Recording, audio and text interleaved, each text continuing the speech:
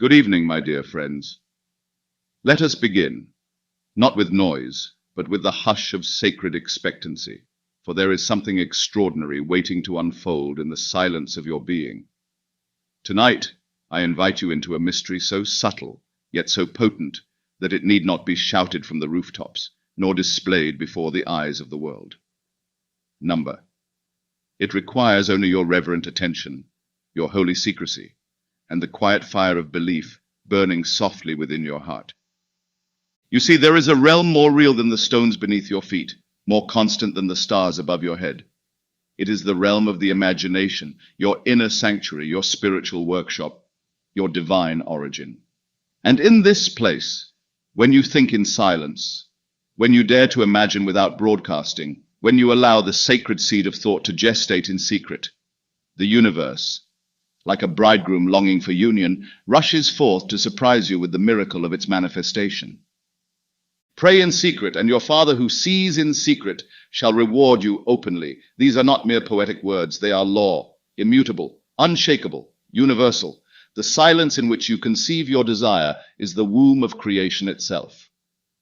And the moment you understand this truth, not as theory, but as living reality, you become the master of your destiny. Not through striving, not through noise, but through inner stillness, guided by the majesty of conscious assumption. So I say to you now with full authority, practice this in secret, and watch as the universe surprises you. What is this? It is the divine art of assuming the feeling of the wish fulfilled, quietly, persistently, joyfully, until the imagined scene becomes more vivid, more dear to you than the facts your senses report. The world will tell you to hustle, to announce your goals, to act, to grind. But I tell you, go within, shut the door, and dare to believe in silence. For in the stillness all things are conceived, and from the invisible the visible must emerge. Do you not recall how the Master moved, how he withdrew to lonely places to pray, how he said, "My time has not yet come," and concealed his glory until the appointed hour? What was hidden in the silence was destined to shine, and so it shall be with you. Let this truth settle deep within your soul. You are not here to react to the world, you are here to recreate it. And that recreation begins not with fanfare, but with quiet conviction. In the dark soil of inner silence you plant your desire, not as a beggar hoping to receive, but as a creator knowing it is already done. I do not come tonight to entertain your mind. I come to awaken your spirit. There is a sacred operation taking place within you, and it begins the moment you stop striving outwardly and begin surrendering inwardly to the truth that imagining creates reality. No one needs to know what you are doing. It is not for their eyes. It is for the eye of God within you, the I am that is your true identity. He who knows how to think in silence, he who understands the majestic power of quiet assumption, becomes the cause of all that he later calls circumstance. What you do not yet see in the outer world is already gestating within you. It is forming, shaping, maturing, in accordance with the pattern of thought you have dared to entertain without doubt. Can you believe quietly? Can you assume without display? Can you walk in faith unseen with no proof but your inner knowing? If you can, then you have entered the inner chamber where all miracles begin. You may ask, but how can something so simple be so powerful? Because the world has conditioned you to worship noise, action, and evidence, yet the Spirit speaks not through thunder, but through the still, small voice. Creation whispers before it roars. First the seed, then the blossom. First the unseen, then the visible. First the silence, then the song. My friends, I speak now to the divine in you. Do not underestimate the quiet choice made in the sanctuary of your soul. What you dare to feel in silence, you will meet in substance. What you hold within, you will hold in your hands. But it must begin in stillness, in faith, in silence. Let the world see nothing. Let no one suspect the glorious secret you carry, for your reward shall be open, undeniable, and magnificent. The world will ask, how did this happen? And you will smile, knowing the truth. You practiced this in secret. And the universe surprised you. This is the law of reversibility. That which is felt within must externalize itself without. As within, so without, as above, so below. All things are shadows cast by inner conviction.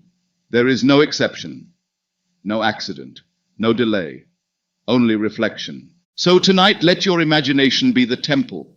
Let your desire be the prayer. Let your assumption be the incense rising silently before the throne of the infinite, and walk forth from this sacred hour not seeking confirmation, but knowing that it is done. Think this in silence, and watch your reality transform quickly. For the world cannot resist the one who walks in the radiance of fulfilled desire. Heaven bows to the one who dares to believe without proof. And the universe bends gently to kiss the feet of those who create in silence. Let this be your holy secret. Let this be your silent vow. I will imagine nobly, and the world shall mirror my nobility. And so it begins. There is a sacred power in discretion, a divine strength hidden in silence. And it is not weakness to keep your desire concealed. It is wisdom. It is mastery. For the moment you speak of your desire to those who do not yet share your vision. You risk scattering the energy of creation into the winds of doubt and delay. The world is full of well-meaning voices that, beneath their concern, carry the subtle seed of fear. Are you sure? They ask. That's not realistic, they whisper. You've tried before. And in that moment, the seed you planted in your inner garden trembles under the shadow of another's uncertainty. I say to you, do not expose your sacred becoming to the fickle opinions of the world. The oak does not reveal itself while it is still a seed. The pearl is formed in secret, away from prying eyes. So too must you learn the power of not telling anyone. The world need not know what you are birthing until it is too radiant to be denied. This is not secrecy born of fear. It is discretion born of divine focus. You are not hiding your desire because you doubt it. You are shielding it because it is holy. Like Mary, who kept all these things and pondered them in her heart. You must carry your vision with sacred reverence, holding it within until its appointed time of revelation. There is an alchemy that occurs when you keep your imaginal acts to yourself. It allows the emotional atmosphere to remain undisturbed. The vibration of your assumption grows undiluted by the suggestions of those who live by sight and not by faith. It keeps your vision pure, untainted by the skepticism of others, untouched by the tremble of worldly logic. For once the seed is planted, it must be watered with faith and protected from the winds of interference. So I urge you, do not ask for permission to believe. Do not seek validation for your vision. Do not let the sacred temple of your imagination become a marketplace of opinions. Your desire is not up for debate. It is not subject to majority vote. It is the divine impulse rising within you, and that is all the authority you need. Even those you love, even those who wish you well, may not yet understand the language of inner creation. They may speak from their history, not your destiny. They may see limitation while you are gazing into the infinite. Do not be angry with them. Simply remain silent, bless them, and return to your vision. To share a desire prematurely is like lifting the lid on a baking loaf. It collapses under exposure before its time. Protect your state. Cherish the quiet. Let your inner world be a sanctuary, not a stage. You see, when you move in silence, you are declaring to the universe that your faith does not require applause. You do not need others to agree with you in order to feel that it is already so. You walk not by sight, but by the radiant certainty of your inner assumption. And that kind of faith, quiet, steadfast, unwavering, cannot be denied. And what joy it brings when the outer world finally aligns with your vision, and those who once doubted stand in awe of your transformation. Not because you proved them wrong, but because you proved the law right. You honored the silence, and the silence rewarded you with manifestation. Let me remind you, the command was not to go and tell the world. The command was, enter your closet, and when you have shut the door, pray to your Father who is in secret. And your Father, who sees in secret, shall reward you openly. This is not a metaphor. This is instruction.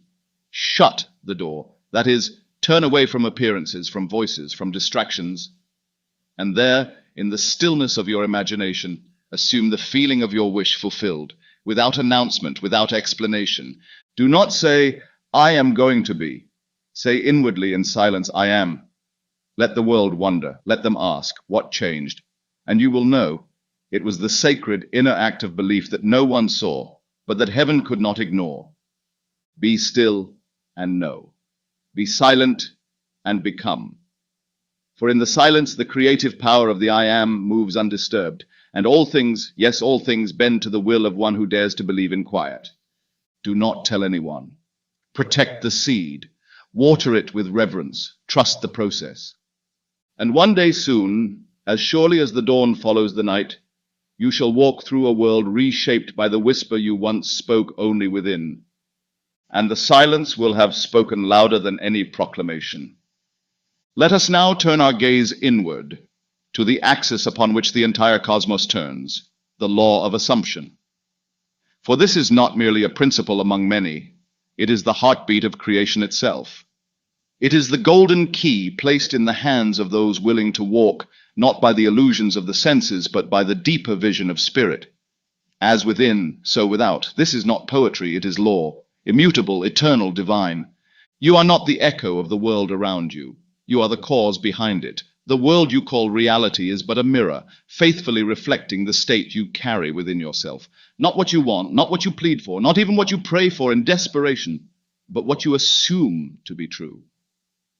For the universe is deaf to words, but it is perfectly obedient to feeling. Your assumption is your prayer. Your state of consciousness is your command. Everything you behold without first exists within. The outer world is the child of your inner world. The house you live in, the relationships you experience, the money in your account, the health in your body, these are shadows cast by the light of your inner state. Change that inner light, and the shadows must change accordingly. They have no power of their own. You must come to see yourself not as a passive recipient of life's circumstances, but as the author. The world is your manuscript, and the pen is your assumption. Every time you accept something inwardly as true, whether noble or unworthy, you set in motion a chain of events that must, in time, produce its visible counterpart, not by force, not by effort, but by law. This law does not discriminate. It responds equally to joy and sorrow, to hope and fear. It simply mirrors your dominant assumption. So if you assume poverty, the world must reflect lack. If you assume rejection, the world must reflect dismissal. But, oh, the glory of it! If you dare to assume abundance, if you dare to walk in love, if you assume that you are already the one you long to be, the world must bow and become the reflection of that inner truth. You see, assumption is not pretending, it is embodying. It is claiming inwardly that the thing desired is already yours, even before the senses give their approval. It is to say within yourself, I am, while the world still says, you are not. It is to persist in the state of the wish fulfilled, unmoved by delay, unshaken by appearance, until appearance bends to your inner decree. I tell you, this law has never failed anyone who has dared to walk in it. It is as reliable as the sunrise, but it requires your participation. You cannot merely wish, you must assume. You must step into the feeling that your desire is not coming, but has already come. You must sleep, walk, breathe, and move as one who knows it is done. Think of the seed planted in the soil. The moment it touches the earth, though invisible to the eye, it begins its sacred work of becoming. You do not dig it up to check. You do not beg the ground to produce. You simply trust the process. So it is with assumption.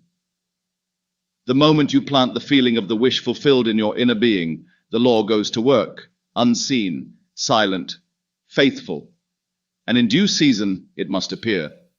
Have you not read, what things soever ye desire when ye pray, believe that ye receive them, and ye shall have them? This is not a plea to a distant deity.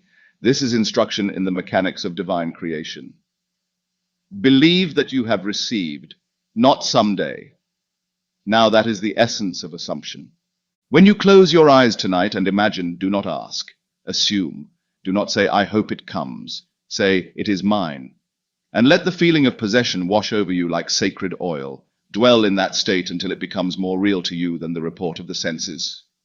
For your senses are but servants following the orders of your inner king. And who is that king? Your I am.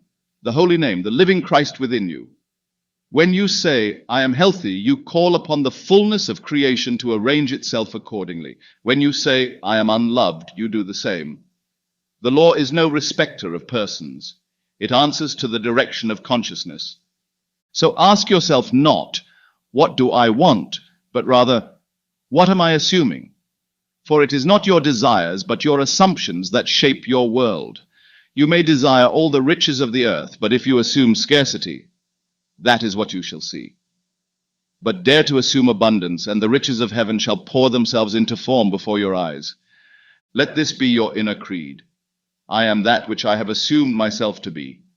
Let this be your sacred practice, to walk each moment as though your prayer has already been answered, and let this be your comfort in delay, that the law is sure and the harvest cannot fail. You are not waiting on life. Life is waiting on you to assume your rightful place as creator, waiting on you to stop reacting and to begin radiating from the state you choose, waiting on you to claim I am, and in that claiming, to awaken the full force of divine power within you. What you assume in the silence of your heart will one day shout itself from the mountaintops of your experience. The world bends not to effort, but to assumption. And that which you believe yourself to be, in feeling, not in theory, you shall inevitably become. So I say to you again, not as a poet, but as one who has lived the law, as within, so without. Assume nobly, assume boldly, assume reverently, and the world shall mirror your assumption with majestic precision. And it is done. Why is secrecy so vital? Why does the sacred demand concealment? Why, when you are in the midst of becoming, should you keep your vision veiled, like the ark behind the curtain of the temple? Because your creative power, your inner flame of assumption, is most potent when unobserved by the eyes of the world. In silence it burns undisturbed. In secrecy it expands undiluted. The moment you expose your sacred imagining to the gaze or opinion of another, you invite interference, subtle, unspoken, yet real. Whether in the form of praise or criticism, both can equally derail the holy process of inner creation. For hear this truth, even the need for validation is a form of doubt. If you truly knew that what you assumed within must manifest without, would you need to announce it? Would you require applause, encouragement, or approval? Number, you would walk in quiet certainty, clothed in the invisible robe of fulfilled desire, and your silence would thunder with conviction. When you speak of your desire too soon, especially to those who cannot see what you see, their reaction can unconsciously chip away at the emotional structure you have begun to build within. One raised eyebrow, one doubting question, one well-intentioned warning. And suddenly, your castle of assumption begins to tremble. Not because it was weak, but because you invited in an influence that was not part of its blueprint. Creation is not a group project. The life you long to live is not a committee decision. It is conceived in the solitude of your imagination and born through the womb of your personal faith. No one else can see the vision God gave you. Therefore, no one else has the authority to comment on its process. The critic may not mean harm. The friend may speak from love. But unless they live by the law of consciousness, their words arise from a different reality, a reality bound by the five senses, by facts, by evidence. And what you are birthing requires none of those things. It only requires your inner knowing, untouched, uninterrupted, unshared. Think of the great acts of creation throughout Scripture. Did Joseph announce his dreams to brothers who were ready to receive them? Number. And see what it cost him, though ultimately his destiny prevailed. Did Mary, upon hearing the angel's message, go proclaiming to the world? Number, she pondered these things in her heart. The soul knows when to speak and when to remain still. This is not secrecy out of fear. It is secrecy born of reverence, a sacred hush around the altar of your becoming. When a sculptor begins to chisel a masterpiece, he does not invite a crowd to judge the first stroke. When a painter lays the first brush upon the canvas, she does not ask the world, "What do you think?" The work is too early, too tender. It must be protected, nurtured, loved into form before it is shown. So too with you. Your assumption is your work of art, and in the beginning it must be kept within the sanctuary of your soul, not out of pride, but out of power. Validation, even when positive, can become a drug. You begin to perform your faith rather than live it. You begin to create not from inner conviction, but from outer response. And slowly you trade divine manifestation for emotional approval. But manifestation requires no audience. It is the quiet unfolding of God through man. Silence sharpens your energy. Discretion protects your certainty. The fewer eyes upon your vision, the fewer shadows it must overcome. For every time you feel the need to explain or justify your desire, you diminish its sovereignty. You question what should be unquestionable. You shift from knowing to hoping, from embodiment to explanation. And I say again, the law does not respond to explanations. It responds to assumption. Assume your desire is yours. Dwell in the feeling. Walk in the conviction and tell no one. Let it be your sacred treasure hidden in the field of your heart. For when the harvest comes, it will speak for itself. And what glory there is when you do not need to say, I told you so. When your life becomes the evidence, your joy becomes the testimony, your transformation becomes the sermon. You will not need to convince anyone. The fulfilled desire will stand as its own witness, declaring silently, this was once imagined, and now behold. Keep your vision veiled until it shines on its own. Speak only to the God within you, for he is the only one who sees in secret and rewards in the open. And when you are tempted to share, ask yourself, am I speaking from faith or from need? If there is even a trace of doubt, return to the silence. There your power is whole. This is the holy law. Create in silence, manifest in splendor, and let the world be surprised. So remember, you owe no one your explanation. You owe no one your process. What you owe to yourself is belief, unwavering, undivided, unspoken. For the mystery of manifestation is not in how loudly you declare, but in how deeply you feel. And that feeling, when preserved in silence, becomes destiny. The imagination is not a child's toy, nor a fleeting indulgence of idle minds. It is the womb of reality, the holy workshop where the formless takes form, where the invisible becomes visible, and where the eternal whispers its intentions into time. When you enter the sanctuary of your imagination, you are standing on sacred ground. For there, in that inner realm, you commune directly with the infinite. All things, yes, all things begin first in the imagination. Before any empire rose, before any invention took shape, before any miracle burst forth into the waking world, it was imagined, conceived in silence, held in faith, breathed into being not through action first, but through inner vision sustained with emotion, saturated in conviction. You may walk through streets paved with stone, live within walls of brick, wear garments woven by many hands, but all of it, without exception, was once a thought, a simple, vivid picture in the mind of one who dared to believe what had not yet appeared. The universe is not separate from you, it is shaped by you, and the primary tool, the first cause, the divine instrument by which you mold it, is imagination. Imagine nobly, and the universe must ennoble you. Imagine in fear, and life will reflect shadows and walls. For imagination is not a passive mirror, it is a living fire, and whatever shape you press into it, by repeated thought, by consistent feeling, becomes the mold through which substance must flow. You are not imagining for fun. You are imagining to create. And when you imagine with emotion, true, burning, sacred emotion, you are moving heaven and earth. The outer world cannot resist the inner command of one who feels his vision with certainty. I tell you, God became man that man might become God. And where is that God dwelling in man, in your imagination? When you say, I imagine, you are not playing, you are pronouncing the words of creation. You are declaring what shall be. And when that declaration is charged with feeling, pure, unshakable, living feeling, the very fabric of reality must obey. Let me tell you, imagination is not a substitute for reality. It is the source of reality. And your responsibility is not to figure out how your desire will come to pass, but simply to assume in imagination that it already has. To dwell in the end, to taste the fruit before it appears, to live from the outcome, not toward it. When you close your eyes and see yourself living your desire, when you feel the joy, the gratitude, the relief, as though it were happening now, you are not pretending. You are planting.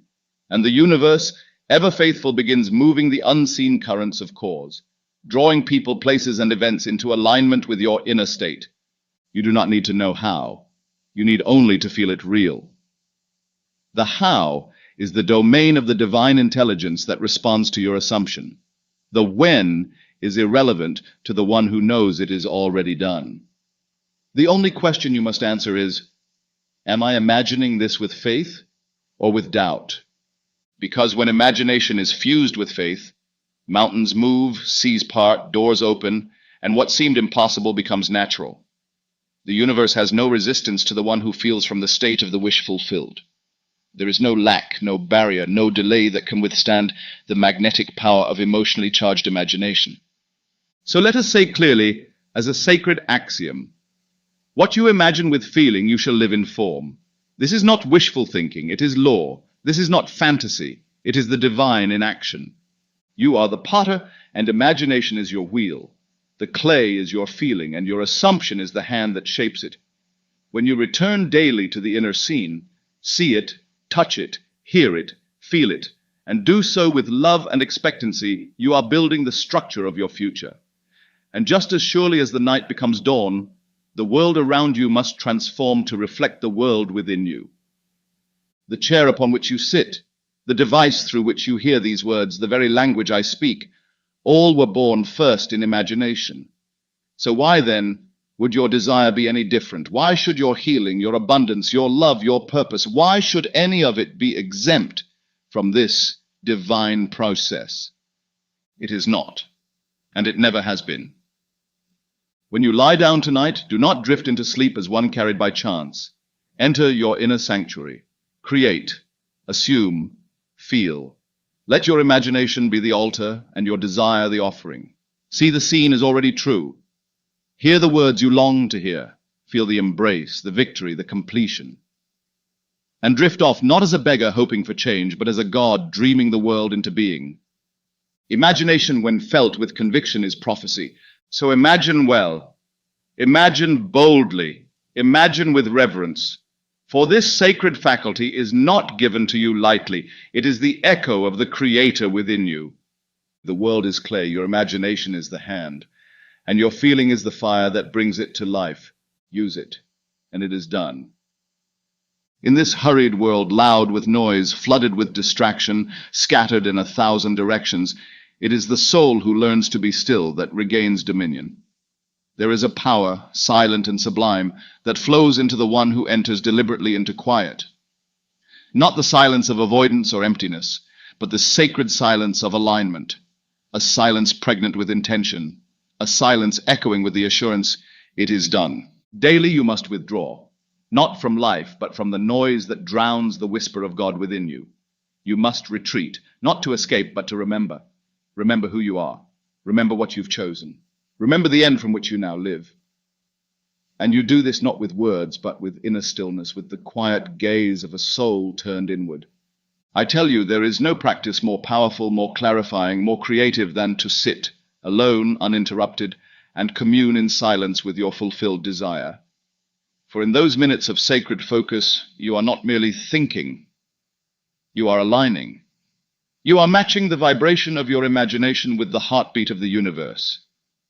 This is not meditation for the sake of stillness alone. This is divine rehearsal. This is spiritual embodiment. You close your eyes, not to escape the world, but to reshape it. You sit still, not to withdraw from responsibility, but to engage your highest authority.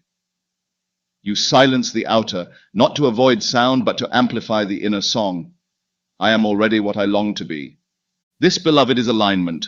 Not frantic affirmations, not desperate declarations, but the calm, unwavering presence of one who knows. One who feels the wish fulfilled so deeply, so reverently that no effort remains. Just peace, just inner congruence, just divine alignment. Take a few minutes each morning before the world begins its chorus, and again each night before you surrender to sleep. These are your holy hours, your gateways to creation. your appointment with the God who speaks in silence. Go there not with anxiety, but with expectancy. Do not ask for anything. Simply assume that all has already been given. Close your eyes, breathe deeply, and without strain, return to the scene you have chosen, the one that implies your desire is fulfilled. See it, yes, but more importantly, feel it. Feel the joy, the relief, the gratitude. Let the emotion become your anchor. Let the emotion be the prayer, for the universe listens not to words, but to your inner vibration. And when you sit in silence, saturated with the feeling of already having, the whole structure of reality begins to shift to accommodate your state. It cannot resist the one who is already aligned. Think of this not as a ritual of effort, but a return to truth. You are not becoming, you are remembering. You are not changing reality by force. You are letting reality reflect your inner stillness.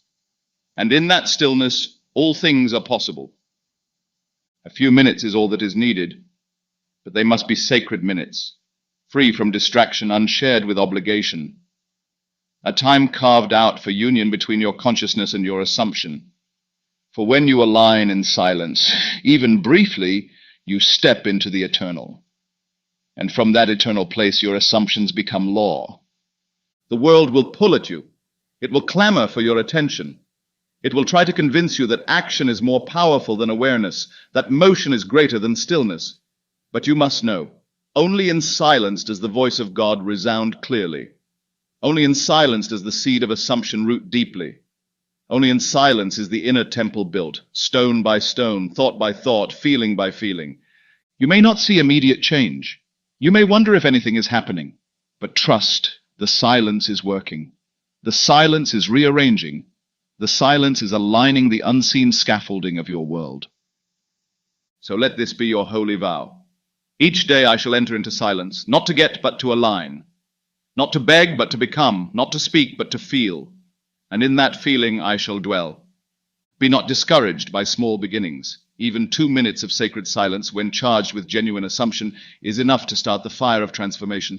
The seed does not doubt its blooming. It rests, it trusts, it knows. So be like the seed. Enter the quiet. Root yourself in the state of already having. Water it with stillness. Shine upon it with gratitude. And allow the law to do what it has always done. Make real that which is assumed in faith. Silence is your secret chamber, your creative forge, your portal into the realm where all is already finished. Return to it, daily, dwell in it joyfully, and from it watch as the world quietly begins to mirror what you first dared to feel alone, in the sacred quiet of your heart. And it is done. To live in the end, this dear soul, is the sacred technique that bridges the invisible and the visible, the formless and the formed, the imagined and the incarnate. It is not mere visualization. It is not wishful thinking. It is divine embodiment. It is the conscious choice to assume the state of the fulfilled desire, and to dwell there, not momentarily, not occasionally, but as a sustained inner atmosphere of being. When I say live in the end, I am not asking you to daydream. I am inviting you to relocate your identity, to rise inwardly to the version of yourself in whom your desire is already fulfilled, and to become that self now, not tomorrow, not someday. Now, this technique, simple in language but mighty in power, is the cornerstone of all creation. It is the divine imitation of God who calls those things which be not as though they were. To live in the end is to close the gap between desire and reality, not by waiting for the world to change, but by becoming inwardly the one for whom the change has already come. How is this done? Through the sacred act of inner dramatization, what I call the imaginal act. You construct within the theater of your mind a scene that implies your wish is already fulfilled. Not a vague, lofty hope, but a concrete, detailed, emotionally charged scene. A scene that would only be true if your desire were now real. You do not imagine the process. You imagine the proof. You do not rehearse the steps. You feel the result. And from this feeling, you create the cause. For in the world of spirit, the end is the beginning. Suppose your desire is wealth. Do not see yourself earning it. See yourself possessing it. Imagine a moment that would occur after the fulfillment, perhaps a friend congratulating you, or a letter of approval, or the sensation of signing a contract in complete confidence. Hear the voice, feel the handshake, smell the ink on the page. Let every sense enter the scene, saturate it with reality. Or perhaps your desire is love. Do not imagine searching, hoping, or asking. Imagine the after. The warmth of a shared glance across the table, the weight of a ring upon your finger, the whisper of I love you, spoken not with longing, but with certainty. Let it feel done. Let it feel natural. The key is this: your scene must be one that you could not possibly experience unless your desire were already fulfilled. Choose such a moment. Step into it. And then with full emotional involvement, live in it. See it not as though watching a film, but as though participating in life. Make it vivid. Make it real. And above all, make it yours. You may say, but I feel foolish imagining what is not yet true. And I say to you, it is more foolish to live by appearances than by the law. All things visible were once invisible. All reality begins in the unseen. And those who master life are those who learn to live from the end rather than strive toward it. This is the secret known by prophets and poets, by sages and mystics, by inventors and saints. They see what is not yet, and they walk as if it already is. They carry the fragrance of fulfillment before the flower has opened. And because they live in the end must come to meet them. When you lie down to sleep, let your final thoughts be rooted not in what is lacking, but in what is already true. Construct your scene. Feel it real. Let it carry you into sleep. For sleep, as I have long taught, is the gateway to the subconscious, the place where your assumptions take root and bloom in waking life. If you sleep in the state of the wish fulfilled, you fertilize the garden of your soul with divine certainty. And when you rise in the morning, return to the feeling. You need not repeat the scene endlessly. One act performed with full belief is enough. But you must dwell in the state. You must carry the emotion of fulfillment, not with tension but with trust, not with forcing but with resting in the knowledge that what is assumed is already set in motion.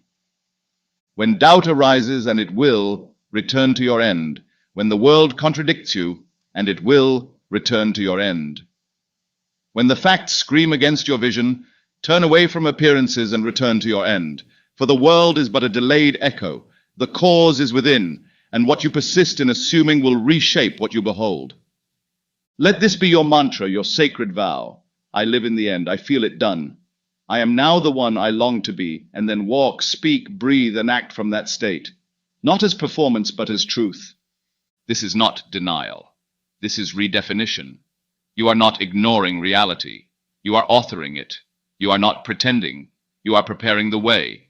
And every step you take from the end shortens the distance between the seen and the unseen. So I ask you with holy insistence, where do you dwell inwardly? What scenes play in the temple of your mind? What emotions do you rehearse in silence? For that is your true address, and from that address your world will be delivered. Live in the end, and the end shall live in you. You must feel it. You must feel it deeply. For it is not enough to merely see the image. It is not enough to construct the scene. It is not enough to say the words. Without emotion, rich, full, authentic feeling, the act of imagination remains but a shadow, a lifeless form. It is the emotion that breathes life into the image. It is feeling that awakens the law and signals to the subconscious mind, this is real. Emotion is the divine fire, the sacred oil, the invisible incense that rises before the throne of your inner being and declares, I believe. Without it, your imaginal act is dry, mechanical, and easily discarded by the world of appearances. But when the emotion is present, when joy fills your chest, when peace wraps around you like a sacred garment, when gratitude wells up as if the gift were already in hand, then the subconscious is stirred. Then the seed of assumption is planted in fertile ground. Then the heavens begin to move. You may ask, but how can I feel joy when I have not yet received? How can I feel peace when my world is in turmoil? How can I feel confident when all evidence is against me? And I say to you, this is the great work. This is the sacred alchemy. This is the mastery. To feel ahead of the fact. To feel not because the thing has happened, but so that it must happen. Understand this truth. Your subconscious does not reason. It accepts what you feel as real. If you feel despair, it accepts it. If you feel fear, it accepts that too. But if you dare to feel joy, unprovoked by circumstance, if you dare to feel peace that has no outer justification, if you dare to feel love where there is no partner, abundance where there is no coin, health where there is still a symptom, then you have entered the divine realm. You have spoken in the language the subconscious understands. It is feeling that convinces the inner man. It is emotion that seals the contract between imagination and reality. You must feel the naturalness of your desire fulfilled, not a desperate clinging, not a frantic hope, but a soft, steady certainty, a calm joy, a gentle knowing, as though what you longed for had already walked into the room and taken your hand. Let this be your guiding revelation. It is the feeling that makes it real. The clearer the feeling, the closer the form, for form must follow feeling. As surely as smoke follows fire, your outer life must follow the inner atmosphere you create with emotion. So when you imagine, do not merely see the image. Enter it, walk in it, touch it. Smell the air of your new life. Hear the laughter. Receive the congratulations. Feel the weight of the keys in your hand, the ring on your finger, the child in your arms. And as you do, let the feeling rise, effortlessly, joyfully, fully. This is not straining, this is yielding. You are not forcing yourself to feel. You are allowing the feeling that would naturally arise if it were true. And in that allowance, you impress the subconscious with a message it cannot ignore. This is who I am. This is what I have. This is my reality. And the law must respond, for the law is bound to what you feel to be true, not what you want, not what you repeat, not what you strive for, but what you feel in your silent, sacred hours to be already so. You cannot deceive the law. If you imagine health but feel fear, fear will manifest. If you visualize wealth but feel lack, lack will follow you. But if you feel joy, real, sustained joy, in your imaginal act, the universe must bend to fulfill the picture that gave you that joy. The feeling is the signal. It is the magnetic call. It is the confirmation to your inner being that the desire is no longer distant, but here now true. You may wonder, but what if I cannot feel it? Then begin with the shadow of the feeling. Begin with pretend joy. Begin with a gentle smile, a lightness in the breath, a softening in the body. Begin with gratitude, not for what is coming, but for what is already yours, in the realm of imagination. Gratitude is the emotional bridge between the unseen and the seen. And if you persist, the emotion will come, and when it comes, hold it. Let it deepen, let it spread, let it become your inner atmosphere, and return to it often, not as a task, but as a joy, not as obligation, but as communion. For in that feeling, the work is finished. This is why the great mystics, the prophets, the awakened ones, spoke not of striving, but of resting, resting in the state, dwelling in the feeling, abiding in the truth already claimed. So I ask you now, not what do you want, but what do you feel? And if you feel it clearly, purely, consistently, the world cannot help but give you its mirror. Let this be written in the temple of your soul. Emotion is creation. Feeling is fulfillment. What you feel, you become. And it is done. There is a sacred paradox that eludes the grasp of the striving mind. A truth so quiet, so gentle, that it is often dismissed by those addicted to struggle. Yet it remains eternal. Creation is effortless when the inner state is aligned. The fruits of heaven are not won by toil, but by assumption. The doors of destiny do not yield to force, but to faith. You do not need to wrestle with reality. You need only to believe rightly. We have been taught from the moment we could walk that the only path to greatness is through sweat and strain, sacrifice and endless exertion. We have been told that suffering is noble, that battle is virtue, and that only through pain can beauty emerge. But I tell you, this is the myth of the senses, the deception of the outer man. For the inner man knows a higher way. The inner man lives by the law of consciousness. And in this law, it is not by effort, but by alignment that all things come. When your inner world, your thoughts, your assumptions, your feelings, is in harmony with the state you desire, action becomes joyful, natural, spontaneous. You are no longer pushing against life. You are moved by it. You act not from compulsion, but from inspiration. You are not grinding to make things happen. You are responding to a world that reflects your fulfilled state. This is the paradox of effortlessness, that when you assume the feeling of the wish fulfilled, when you truly dwell in that state, life rearranges itself to meet you. Doors open, people appear, opportunities unfold, not by chance but by law. The outer world begins to behave differently, because the inner world has changed its command. You do not make these things happen. You do not force the sequence, you simply align inwardly, and watch how naturally the necessary steps are revealed. Consider the seed once again. It does not force its way into bloom. It rests, it trusts, it draws to itself the sun, the soil, the water. It unfolds by nature, not by anxiety. So too must you learn to let your desire unfold, not from panic, but from peace.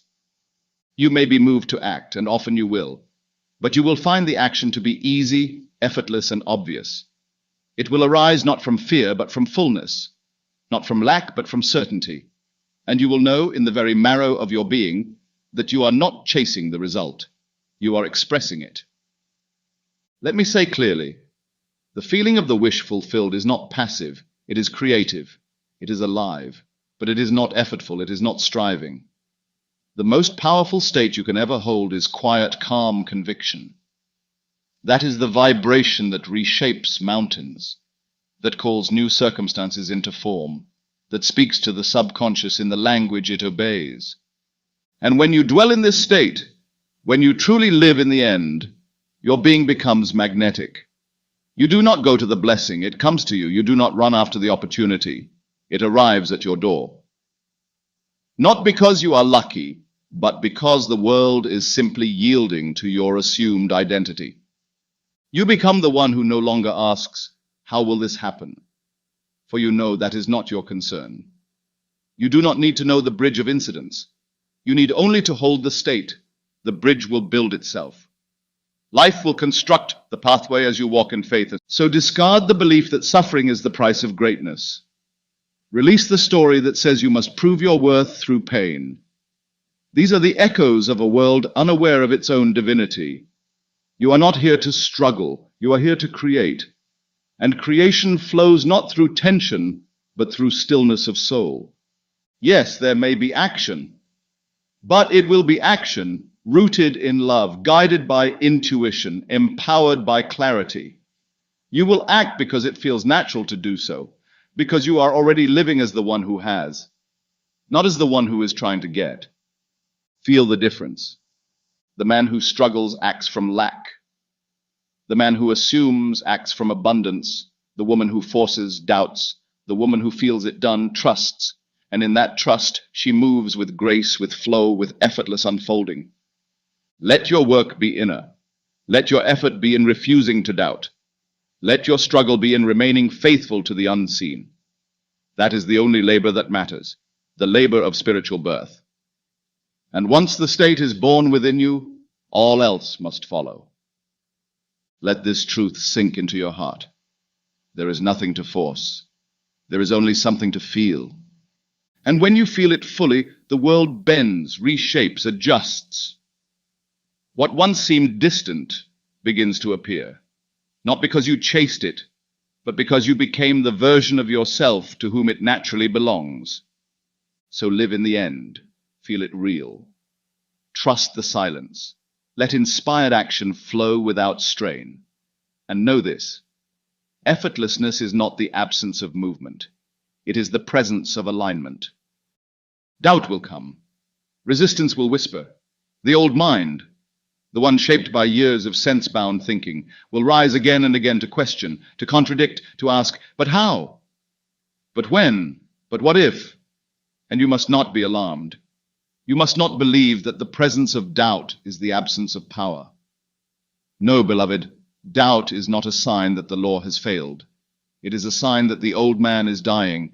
The birth of a new state of consciousness is always accompanied by contractions, moments of hesitation, shadows of disbelief. But hear me now. You are not your doubt. You are the one who observes it. And if you can observe a thought, you can choose again. The master does not eliminate doubt by force. He dissolves it by refusing to feed it. You do not need to fight your doubts. You need only to ignore their authority. When a thought arises, it's not working. You're not worthy. This is taking too long. Do not wrestle with it. Do not try to debate it into silence. Instead, step back, observe, acknowledge. Ah, there is the old voice again. And then, gently, powerfully, return your attention to the vision. Return to the end. Return to the feeling. Return to the state of the wish fulfilled. You must train your inner eye, as one would train a muscle, to hold the scene of completion more consistently than the suggestions of fear. This is not repression. This is redirection. You are not pretending that doubt does not exist. You are simply denying it the throne of your imagination. For whatever you dwell upon, you amplify. And the law, which responds to feeling, does not distinguish between faith and fear. It simply reflects what you sustain. So when doubt arises, bless it and let it pass. Do not let it stay and set up camp in your temple. Understand this. Faith is not the absence of doubt. Faith is the refusal to bow to it. You may feel uncertain. You may have moments when the vision fades, when your emotions waver. This is natural. This is the inertia of the old self being undone. But even in those moments, you can choose to persist. You can return again and again and again to the imaginal scene that implies your desire is fulfilled. Do not be discouraged by how often you must return. This is the holy work of assumption, to inhabit the new state until it becomes natural, until it feels more like home than the old familiar feelings of doubt. You are not failing when doubt appears. You are being initiated. You are being called to deepen your conviction. You are being invited to choose again. And this choice is your power. Every time you say, "No, I remember who I am. I remember what I have chosen. I remember it is done," you are rewiring your consciousness. You are anchoring yourself in a new world. Let doubt knock, but do not answer the door. Let it shout, but do not lend it your ears. Instead, return to the sacred scene. Feel it real. Touch it with your heart. Let it unfold again in your inner eye. And in that moment, you realign, you recenter, you restore the power. This is not a war. This is a practice. And the more you practice, the more natural it becomes. Doubt will visit less often. Its voice will grow faint. And soon you will look back and realize that what once shook you no longer moves you. That is the fruit of persistence. Let this be your sacred rhythm. Recognize the doubt, release the doubt, return to the state. No force, no struggle, just gentle, unwavering loyalty to your inner reality. You must decide that your vision is more true than your fears, that your assumption is more real than the evidence, that your state is more powerful than the circumstance. And let this be your prayer. Even when I feel uncertain, I return. Even when the facts scream otherwise, I return. Even when my body trembles, I return again and again and again. I return to the end until the end becomes me. This is the quiet strength of those who manifest. Not that they never doubt, but that they never stay in doubt. They pass through it like a cloud and move back into the sun of fulfilled feeling. So do not fear the resistance. Do not see it as failure. See it as the echo of an old identity that is losing power. And when it calls, answer with silence. When it rises, lift higher. When it presses, persist. You are not becoming. You are remembering. You are returning to what has always been true. You are the operant power. You are the creative center. You are the cause. And the only thing required is this: return to the feeling, again and again, until it is done. Let us now turn our gaze to one of the most sacred and redemptive faculties entrusted to man, the divine art of revision. For though the world tells you that the past is fixed, that what has happened cannot be undone, I declare to you a higher truth. Your memory is not a prison, it is a doorway. And what you remember, you revive, not as a helpless observer, but as a creator endowed with authority over all that your consciousness contains. Every event of your life, every word spoken to you, every moment that left a mark, every scene that still echoes in your inner chambers, exists not as cold history, but as living energy in the eternal present of your imagination. And if an event continues to haunt you, to shape your self-concept with limitation, shame, fear, or rejection, it is because you have not yet redeemed it through the gift of revision. Let me speak plainly. You are not bound by what happened. You are bound only by what you continue to accept as true. The past, as you remember it, is not reality. It is a state of consciousness. It is a structure you continue to hold. But imagination, being the seat of God in man, is not limited by time. You can re-enter the scene. You can walk into that moment that once wounded you, and you can, through sacred feeling, change its outcome. And I promise you, when you do this sincerely, with full faith and emotional involvement, you do not merely soothe your memory, you change your future. For the beliefs born from unhealed moments are the very roots of your present limitations. So I ask you now, what moments have defined you? What scenes do you revisit in silence that still whisper of failure, rejection, humiliation, loss? Do you realize that every time you replay them as they were, you reaffirm the very identity you long to outgrow? But here lies your power. You can return to that scene, not as the wounded one, but as the redeemer. You can sit again at the table of betrayal and hear instead the words of love.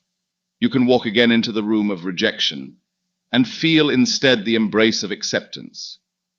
You can relive the failed exam, the harsh argument, the lonely night, and rewrite them in the ink of fulfillment. This is not fantasy. This is spiritual surgery. This is inner resurrection. You are not denying that something occurred. You are denying it the right to define you. Understand, the subconscious mind does not know time. It knows only feeling.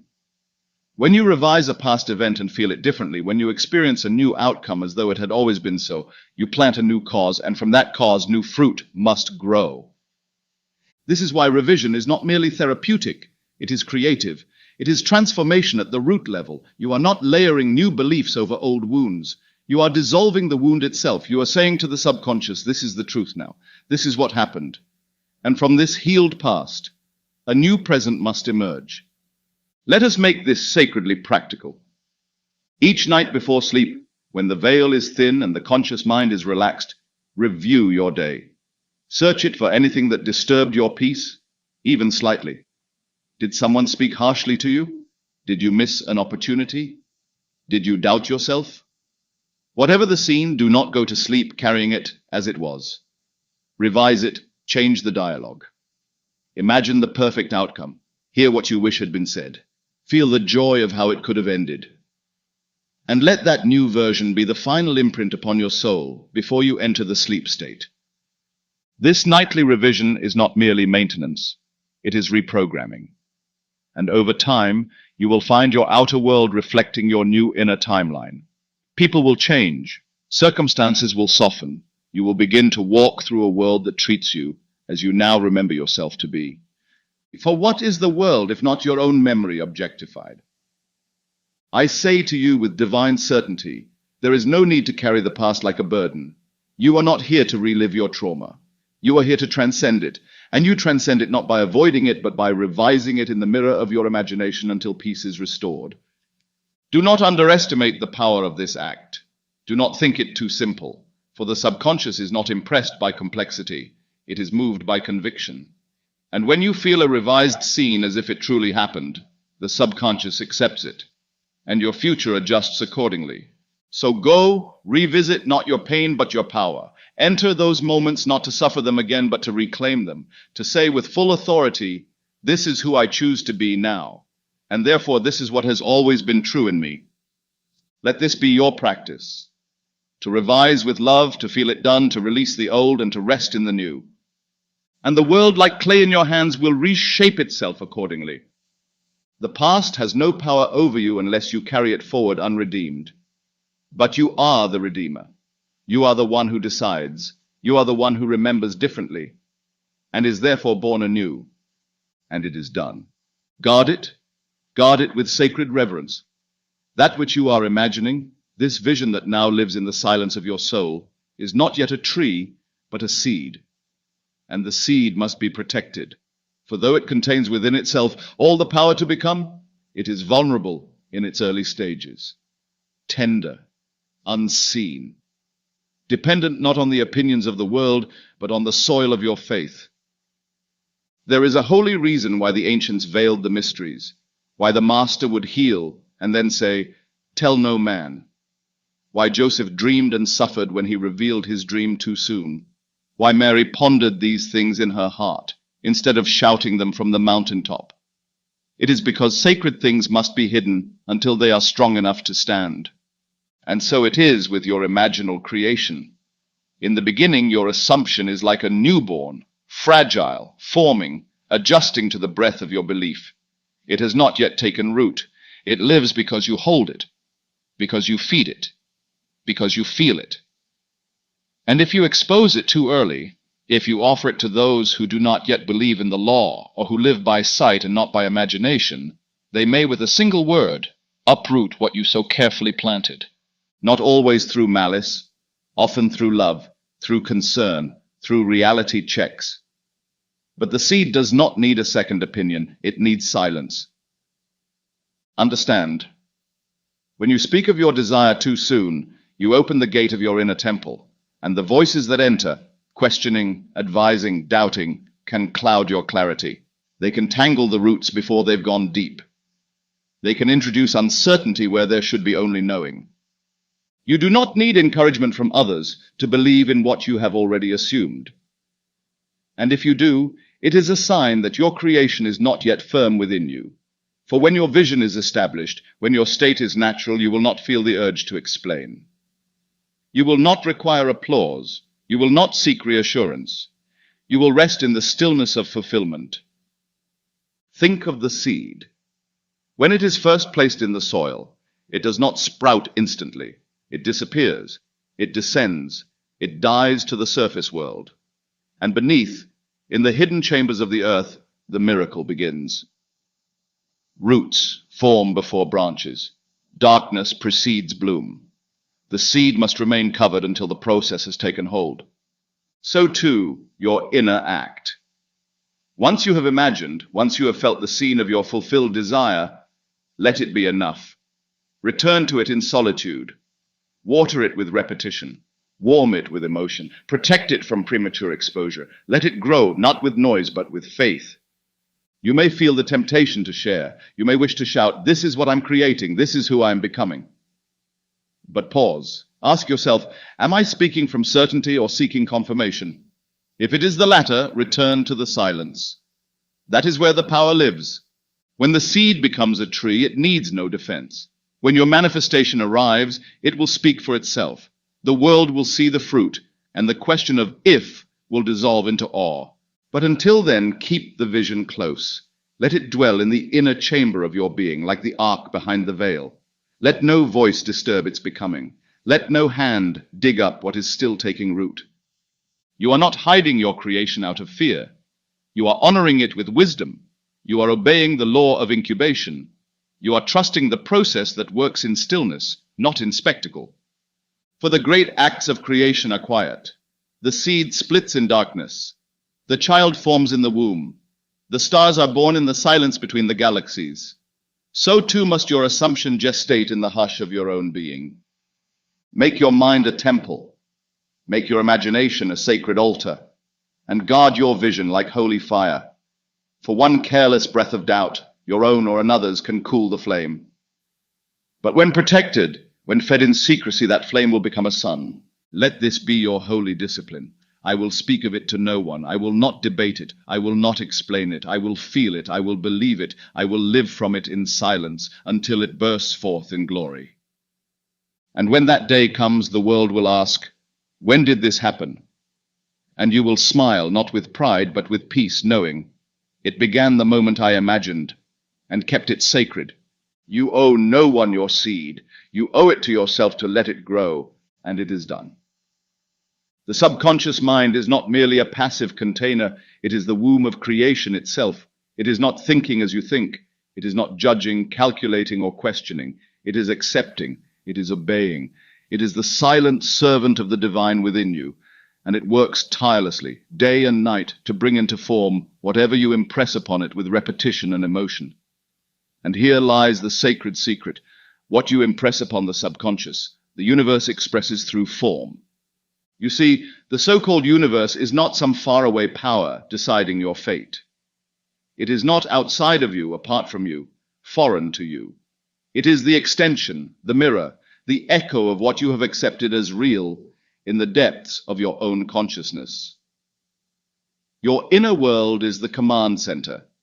The outer world is the stage upon which your commands are acted out. And the subconscious is the bridge between the two. When you repeat a scene in your imagination, especially when that scene is saturated with feeling, you are impressing the subconscious. You are saying, in the language it understands, this is my reality now. And though your senses may still report the opposite, the subconscious does not respond to appearances. It responds to conviction. What you feel consistently becomes what you live externally. This is why the repetition of imaginal acts charged with genuine emotion is so powerful.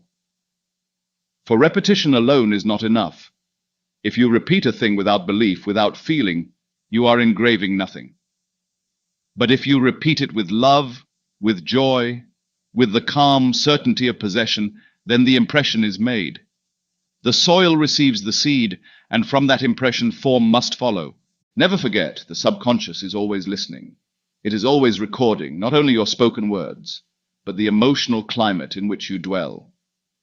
You may say, I am wealthy, but if you feel worry, lack, or insufficiency, it is the feeling that is impressed, not the phrase. For the subconscious is not fooled by mere speech. It hears the feeling behind the words, therefore speak less and feel more. Visualize not with strained effort, but with soft surrender. Let the scene unfold naturally, and let your heart inhabit the joy, the gratitude, the peace of already having received. That is the secret key. Once impressed, the subconscious begins its holy labor. It moves without your effort. It sets forces into motion that the conscious mind cannot perceive. It whispers into the ears of others. It aligns circumstances. It opens unseen doors. And all of this appears to the world as coincidence, as fate, as providence. But you will know the truth. It is the echo of what you planted in silence. This is why discipline of mind is essential. For every thought, every feeling you entertain consistently is a seed. And the subconscious makes no distinction between what is wanted and what is feared. It only knows what is repeated and accepted as real. If you rehearse defeat, it will orchestrate loss. If you imagine rejection, it will produce separation.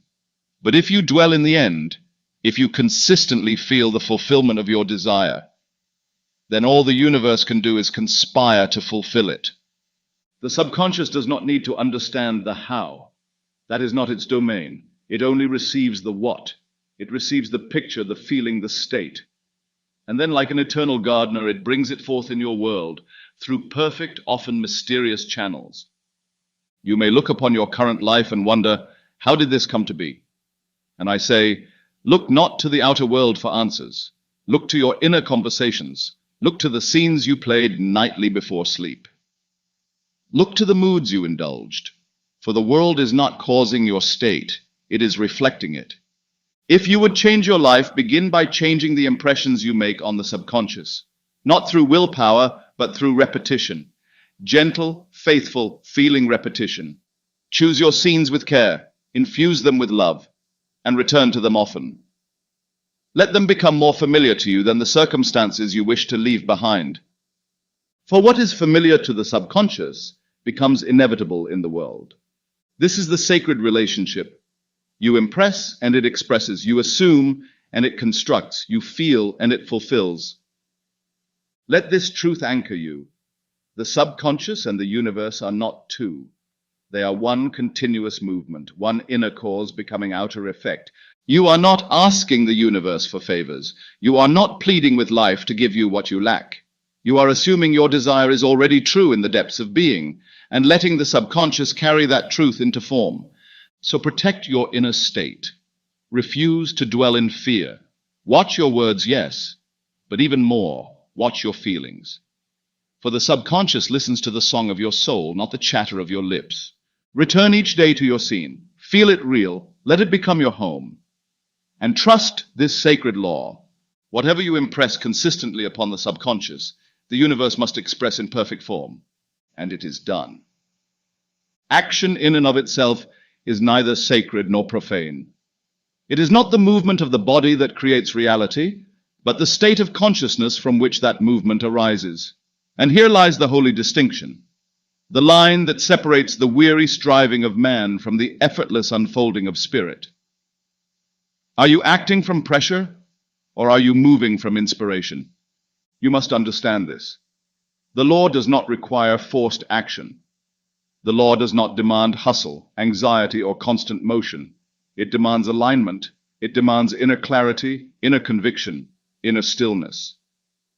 And from that stillness, right action flows, like a stream descending from a mountain, not because it was pushed, but because it was always meant to move. When you are truly aligned with your fulfilled desire, when you have assumed the state and made it your dwelling, action no longer feels like struggle. It becomes obvious. It becomes light. The next step presents itself not as a demand, but as a natural unfolding. And you, feeling it, respond, not from fear of failure, but from the overflow of fulfillment. This is inspired action. It is action born from being. It is the fruit of a consciousness that already knows the end is assured. And therefore the path is not walked in worry, but in joyful expectancy. Contrast this with forced action. Forced action is born from lack. It says, I must do this or it won't happen. It strains, it doubts, it chases. It measures progress anxiously, asking, is it working yet? And in doing so, it betrays the most essential ingredient of manifestation, faith in the unseen. You cannot deceive the law. If you act from fear, no matter how disciplined the effort, the result will reflect that fear. But if you act from inspiration, even if the step seems small, even if it makes no logical sense, the result will carry the vibration of your inner knowing. And the key is this: inspired action is not something you must figure out. It is something you allow. You do not chase inspired action. You receive it. It arises gently within you, a nudge, a knowing, a quiet certainty that says, yes, this is right. It may be to write a letter, to make a call, to walk into a room you never planned to enter. It may come in a whisper during stillness, or as a sudden urge during your daily tasks. But when it comes, you will know, not through adrenaline, but through peace. That is the sign. Inspired action carries peace, even in the midst of uncertainty. Forced action carries tension, even when the steps are clear. Do not believe the myth that says you must suffer your way to success, that you must grind, push, and exhaust yourself to earn your dreams. That is the religion of the outer world. But the law of assumption teaches a higher way. Dwell in the end, and the means will reveal themselves effortlessly. You do not need to control the sequence. You need only to maintain the state. From that state, right action comes. Not too early, not too late. At the perfect moment. Think of a tree. It does not try to grow. It does not calculate when to unfold its leaves or when to deepen its roots. It abides in its nature. It is, and from that being, all action follows with perfect timing. So too with you. When you rest in the state of the wish fulfilled, when you live from the end rather than striving toward it, your being becomes magnetic. Life begins to organize itself around your assumption. And you, without struggle, will know when to move. Let go of the need to prove. Let go of the pressure to act out of fear. Let go of the desperation that says, if I don't act now, I'll miss the chance. The chance that is yours will not pass you by. The opportunity aligned with your state cannot belong to another. Be still. Trust. Listen. And when the moment comes, move, not to make it happen, but to welcome what has already been created within you. Let this become your new rhythm. Assume the end. Feel it real. Abide in peace. Act only when moved from within. And when you act, let the action carry the tone of joy, the breath of certainty, the fragrance of fulfillment. For in such action, the power of heaven is hidden. Inspired action is not labor. It is expression. It is the outer gesture of an inner truth. And the more you practice dwelling in the state, the more easily such action flows.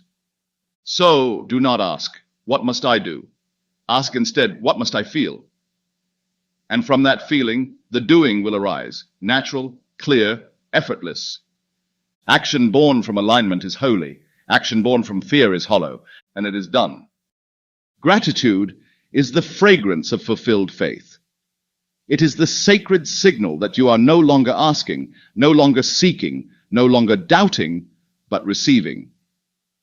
And when you learn to give thanks before the evidence appears, when you bless the unseen with the same joy as the seen, you are walking in the highest form of creation. You are declaring without speaking, "It is done." The world teaches gratitude as a reaction. Be grateful when it arrives, they say. Give thanks when you can see it. But this is gratitude bound to the senses. This is gratitude chained to delay. It waits for proof. It walks behind the blessing. It confirms, but it does not create. But the gratitude of the awakened soul is different. It is gratitude in advance. It is the voice of one who has seen with the inner eye, who has touched the invisible with feeling, who has dwelt in the imaginal act so vividly, so fully, that giving thanks is the only appropriate response. And what does this advanced gratitude do? It cements the state, it anchors the assumption, it tells the subconscious, this is my reality now. And from that certainty, the outer world begins to yield, the form begins to take shape, the mirror begins to reflect what you have already claimed within. Gratitude is not merely polite, it is creative power. It is the heart's echo to the soul's knowing. When you give thanks, as if the desire were already fulfilled, you transcend the laws of linear time. You step into the eternal now, where all things are complete. You become the version of yourself who no longer waits, but lives from the end. Let this be clearly understood. Gratitude in anticipation is a declaration of possession. You are not hoping. You are not convincing yourself. You are recognizing what already is. And in that recognition, you align. You harmonize. You merge your feeling with the frequency of fulfillment. When you rise in the morning, give thanks, not for what your eyes can see, but for what your soul has accepted. Thank life for the answered prayer. Thank love for the fulfilled desire. Thank God, not with pleading, but with praise, as if the gift had already come wrapped in gold. And when you lie down to sleep, let your final breath carry a whisper of thanksgiving, not out of habit, but out of holy assurance. Thank you, Father, that you have heard me. Thank you that it is so. Thank you that what I have imagined is already mine in truth. This is not imagination pretending. This is spirit affirming. The gratitude becomes a portal through which the unseen enters the visible. It becomes the atmosphere in which the manifestation takes root. For nothing blooms faster than a seed watered with thanksgiving. Even in moments when the senses show contradiction, even when delay appears, let your gratitude increase. For every thank you in the face of delay is a trumpet call of faith. It is your soul shouting, I know who I am, I know what I have. I know what I have assumed must be made flesh.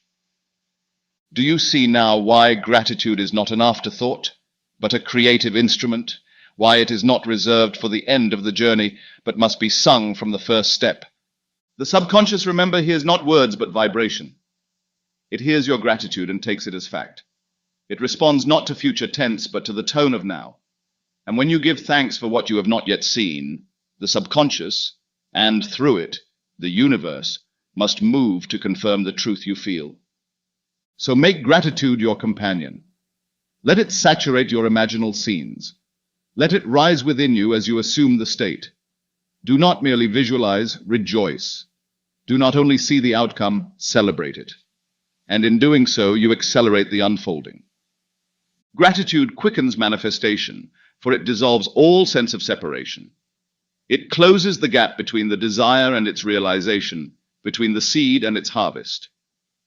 And what joy it brings to thank the unseen as if it were standing before you, to walk as one who has already received, to smile, not because you are wishing, but because you are remembering what is already yours.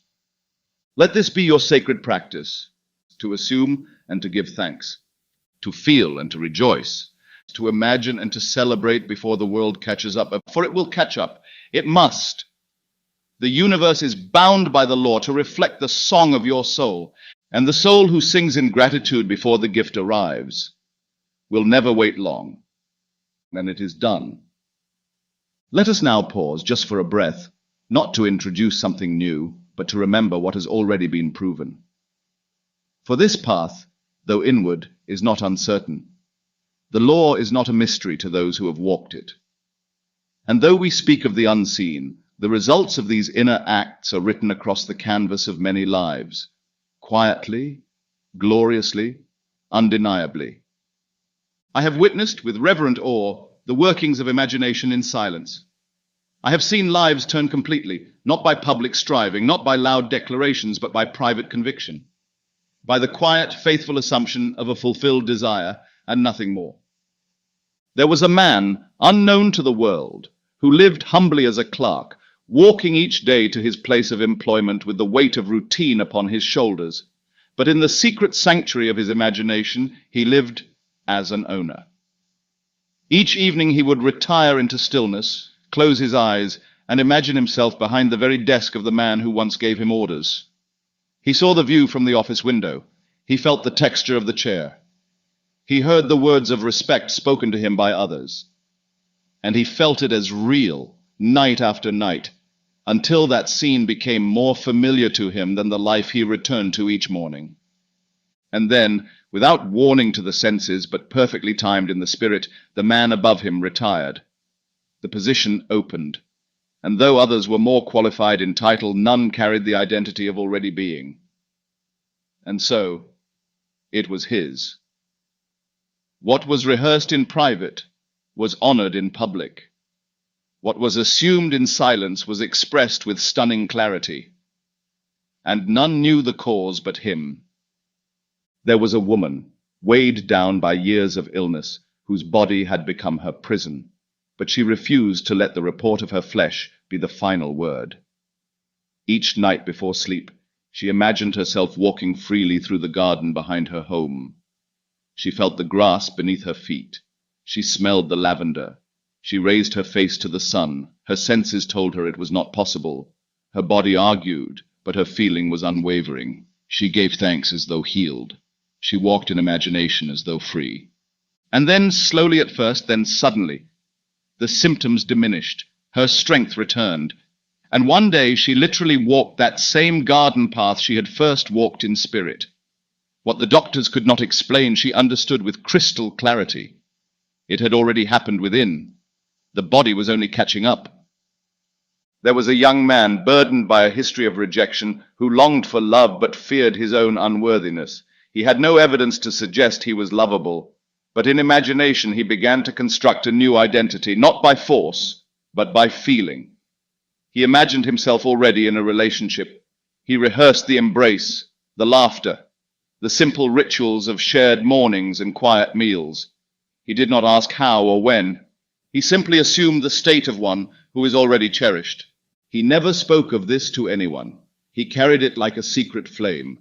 And within months, without seeking, he encountered someone whose love seemed to recognize a bond that had already been forged in the invisible.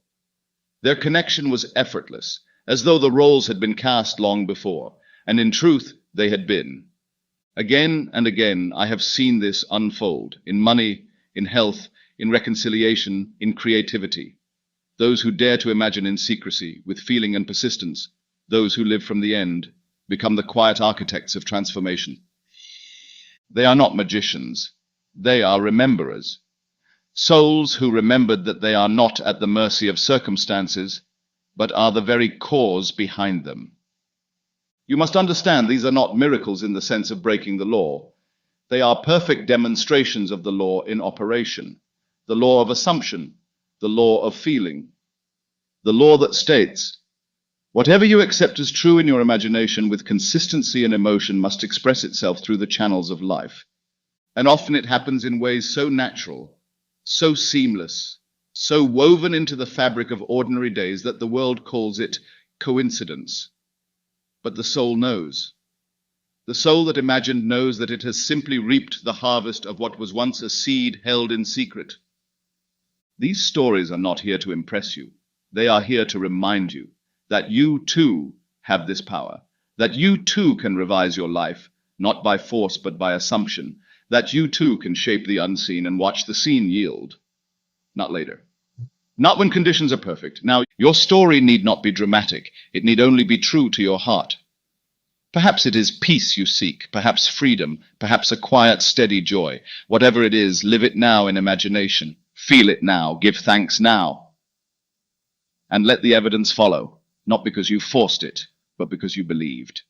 And so I say, with all the strength of love, do not be swayed by what has been.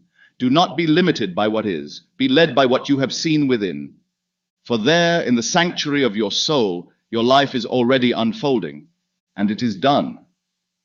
There is a voice that speaks within you, constantly, ceaselessly, quietly shaping the contours of your reality. Not the voice of God in thunder, nor the shouting of the world around you, but the subtle whisper of your inner dialogue. This voice, your internal conversation, is the sculptor of your state of being. It is the silent architect of your identity. And I tell you with full authority, as you speak within, so shall your world become. Your internal dialogue is not idle. It is not harmless. It is creative power. The words you repeat inwardly about yourself, about others, about life, are not passing thoughts. They are living seeds. And those seeds, when nourished by repetition and emotion, take root in the subconscious. And from the subconscious, they grow into circumstance. You may say, well, but I've only thought it. It's not like I said it aloud. Yet the subconscious makes no distinction between whispered word and silent thought. It responds only to what is believed, and nothing strengthens belief more powerfully than repetition in your own voice. So I ask you now, what are you saying to yourself when no one is watching? What story plays behind your eyes when you walk through your day? When you are faced with delay, with contrast, with uncertainty, what voice arises? Is it the voice of fear or the voice of faith? For it is in these moments especially that the state is either fortified or fractured. If you catch yourself saying inwardly, I can't do this, this never works for me, what if it goes wrong, I'm not ready, I'm not good enough, then understand you are not describing the world, you are commanding it. You are impressing upon your subconscious a state of limitation, of delay, of resistance. And the universe, obedient as it is, will reflect that voice. But blessed be the one who awakens to this power. Blessed be the soul who chooses to become deliberate in their inner speech. For just as easily you can say within yourself, it is working, I am capable, I already have it, I was born for this. Everything is aligning now. These are not empty affirmations, they are declarations of identity. And identity always precedes experience. The goal then is not to force the world to change, but to persist in a new inner conversation until the outer must comply. It may not happen in a moment. The old self, the doubter, the worrier, the complainer, will try to speak again. But every time you catch it, every time you say, no, I do not speak like that anymore, and replace it with the voice of your chosen state, you reinforce the new man, the new woman, the new reality. And over time, you will notice something miraculous. Your emotions will begin to change. Your posture, your habits, your decisions. Why? Because the subconscious has accepted the new script. And when that happens, the outer world has no choice but to obey. Let us go further still. If you imagine a scene of fulfillment, but afterwards walk around saying to yourself, I hope it works, it probably won't. It's too late. I'm too far behind. Then you have undone your own prayer. You have planted the seed in imagination, and then uprooted it with your inner voice. But if you imagine, and then carry that tone of certainty into your daily thoughts, saying silently, yes, this is who I am. It is done. Life is unfolding perfectly. Then you have watered the seed. You have protected it, and it must bloom. This is the sacred responsibility of the awakened soul, to become master of your inner word. Your voice must match your vision. Your language must reflect your assumption. Your thoughts must echo your end. And when they do, you are no longer reacting to the world. You are creating it from within. Let this become your silent discipline. Throughout the day, listen. Listen to what you are telling yourself, and if that voice is anything less than loving, anything less than powerful, anything less than faithful, change it. Not with anger, not with fear, but with quiet conviction. Say within, I am already who I chose to be. Everything is responding to my inner state. My desire is done. My path is clear. My inner voice speaks only truth. And walk in that tone. Let it saturate your being. Let it become more familiar than doubt. For repetition is how the subconscious learns. And what it learns, it lives. Let me leave you with this eternal law. Your inner conversation is the prophecy of your life. If you wish to know what tomorrow holds, listen to what you are saying inwardly today. So speak well, speak lovingly, speak faithfully. Speak as one who knows it is already done. And it is done. You must allow it. You must allow the universe to surprise you. For though you are the operant power, though your assumption shapes reality, the manner in which your desire comes into form is not your burden to carry. That sacred how belongs not to your intellect, but to the infinite intelligence that governs the unseen. Your task is not to orchestrate every detail of the unfolding. Your task is not to predict the sequence, to manage the people, to trace the perfect path. Your only holy responsibility is to hold the state, to feel it real, to dwell in the end, and then let go of the way in which it must arrive. For the moment you try to control the method, you have stepped out of the realm of creation and into the realm of limitation. The moment you say, it must happen this way with these people at this time, you have unknowingly placed conditions upon a power that is limitless. The subconscious, once impressed with feeling, does not require instruction. It requires trust. It is the divine artisan, the silent architect. It sees connections you cannot see. It moves pieces far beyond the reach of your conscious mind. And when you release the how, it begins to work through channels that would never have occurred to you. Let me speak this truth clearly. What you desire may come through a way you never imagined, and that way will be better, wiser, more elegant than anything you could have designed yourself. There was a man who imagined financial freedom. He saw himself at peace, abundant, generous. But he did not know how it would come. He assumed the state, he gave thanks, he walked in the feeling.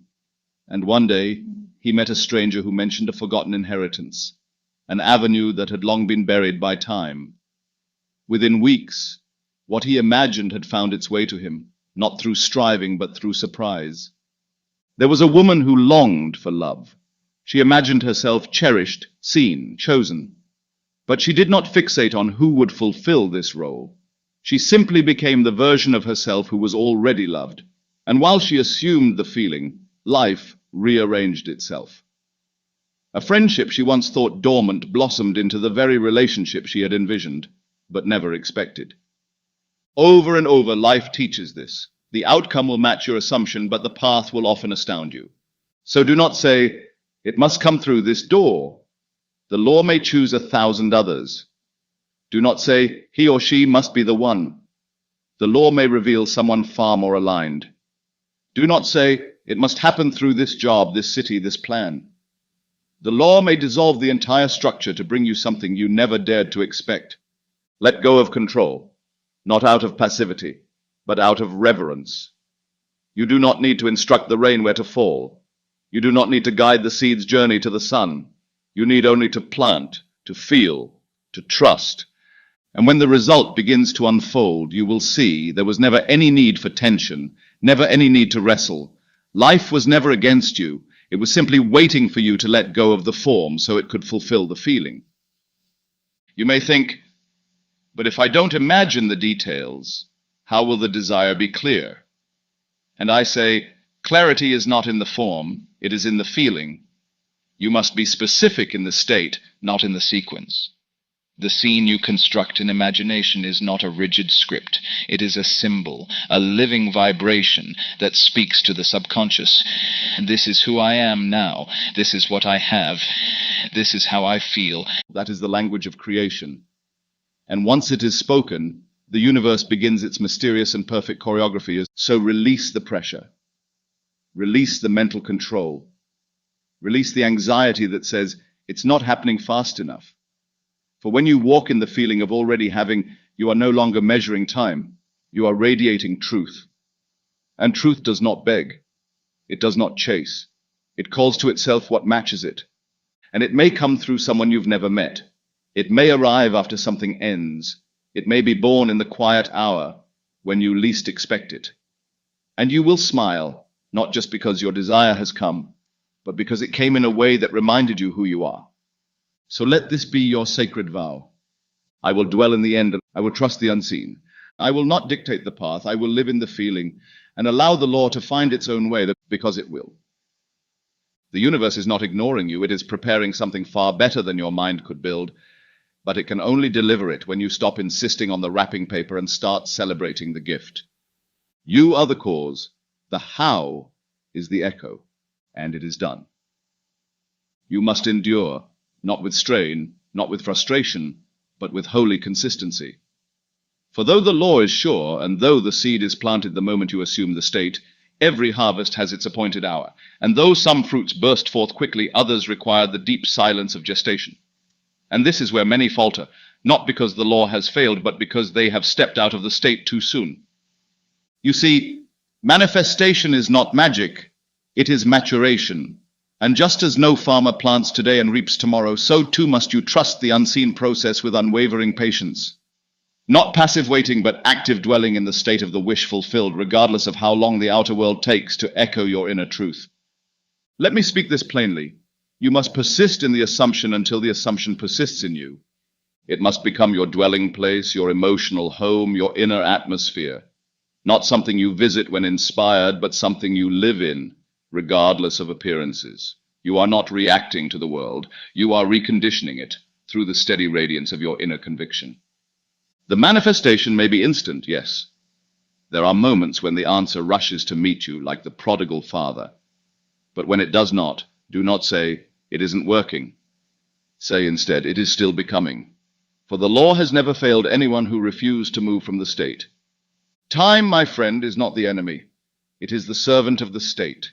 It allows the unseen patterns to arrange, the invisible forces to align, the outer form to shape itself around your inner decree. But the longer you stare at the surface asking, "When?" the more you signal to your subconscious that you do not yet believe. And the law reflects not your words, but your deepest felt reality.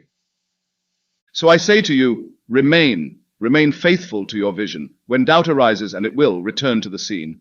Return to the feeling. Return to the silence where your future is already alive. Persistence is not resistance. It is not effort. It is not force. It is faith made daily. It is choosing again and again to remember who you are and what you have claimed. Let this become your rhythm. Feel the end. Return to it often. Trust its unfolding. And do so not with the tight grip of urgency, but with the open hands of certainty. The tree does not grow faster because you scream at the soil. The flower does not bloom because you pull at the petals. It unfolds because it must, if the root remains undisturbed. And your assumption is that root. Let the winds come. Let appearances tempt you. Let the old world knock one last time. But do not answer.